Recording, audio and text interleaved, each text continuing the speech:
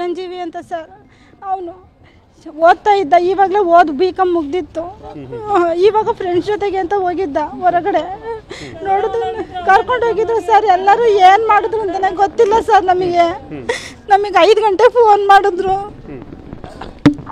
ಓದೆಲ್ಲ ಮುಗ್ದಿ sir. ಇವಾಗಲೇ ಕೆಲಸಕ್ಕೆ ಹೋಗಿ ಎಲ್ಲ ಜಾಗದಲ್ಲೂ ಅಪ್ಲಿಕೇಶನ್ ಆಗ್ತಾ ಇದ್ದ. ಗ್ಯಾಲರಿಗೂ ಇಂಟರ್ವ್ಯೂಗೆ ಹೋಗಿದ್ದ ಸರ್. ಕೆಲಸ ಬರಬೇಕಿತ್ತು.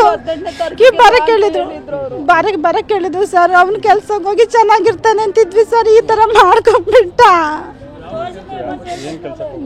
ಗ್ಯಾಲರಿಯಲ್ಲಿ ಕಂಪ್ನಿ ಕೆಲ್ಸಕ್ಕೆ ಹೋಗೋಣ ಅಂತ ಇಂಟರ್ವ್ಯೂಗೆ 2 ಸಲ ಹೋಗಿ ಬಂದ. ಪಾಸ್ ಆಗಿದ್ದ ಸರ್ ಎಲ್ಲದರಲ್ಲೂ. ಸರಿ ನಾವು ಕರೀತಾರೆ ಮುಂದಿನ ತಿಂಗಳು ಅಮ್ಮ, ಅವಾಗಿಂದ ಹೋಗ್ತೀನಿ ಅಂತ ಇದ್ದ ಸರ್ ಮನೆಗೆ. ನಿನ್ನೆ ನಾವು ಮನೇಲಿದ್ವಿ ಸರ್. ಅಮ್ಮರ ಮನೆಗಿದ್ದ. ಸಂಜೆನೂ ಫ್ರೆಂಡ್ಸ್ ಎಲ್ಲ ಕರ್ಕೊಂಡೋಗಿದ್ರಂತೆ. 8 ಗಂಟೆಗೆ ಅಮ್ಮ ಹೋಗ್ಬರ್ತೀನಿ ಅಮ್ಮನ ಹತ್ರ ಹೇಳೋಗಿದ್ದಾನೆ ಅವನು. ಹೇಳೋಗಿದ್ದಾರೆ ಅವ್ನು ನೋಡ್ರಿ. ಇವಾಗ ಫ್ರೆಂಡ್ಸ್ ಬಿಡ್ತಾ ಇಲ್ಲ ಅಂತ ಅವಾಗ ಹೋಗ್ತಾ ಇದ್ದ. ಈ ಥರ ಹೋಗಿ ಬರ್ತಾ ಇದ್ದ. ಅಮ್ಮನ ಹತ್ರ ಹೇಳೋಗ್ತಿದ್ದ. ಎಲ್ಲೋದ್ರೂ ಹೋಗಿ ಬರ್ತಾ ಇದ್ದ.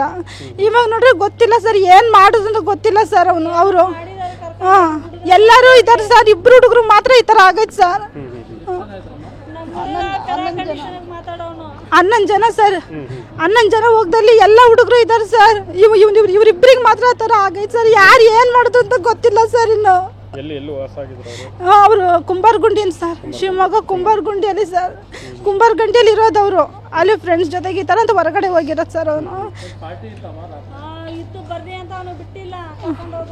ಪಾರ್ಟಿ ಇತ್ತಂತೆ. ಅದಕ್ಕೆ ಕರ್ಕೊಂಡೋಗಿದ್ದಾರೆ ಬಂದು.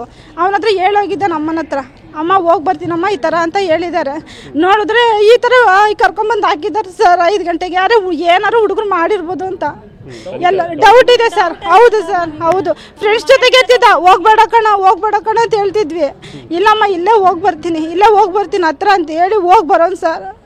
ಅಕ್ಕರು ಅಂದರೆ ಸರ್ ಅಷ್ಟಿಷ್ಟ ಸರ್. ನಾವು ಹೋದ್ರೆ ಸಾಕು ಸರ್. ಎಲ್ಲ ಓಡಿ ಬರೋನು. ಒಂದು ತಪ್ಪು ಕೆಲಸ, ಒಂದು ಕುಡಿಯೋದಾಗಲಿ, ಡ್ರಿಂಕ್ಸ್, ಒಂದು ಅಭ್ಯಾಸ ಇಲ್ಲ ಸರ್ ಅವನಿಗೆ.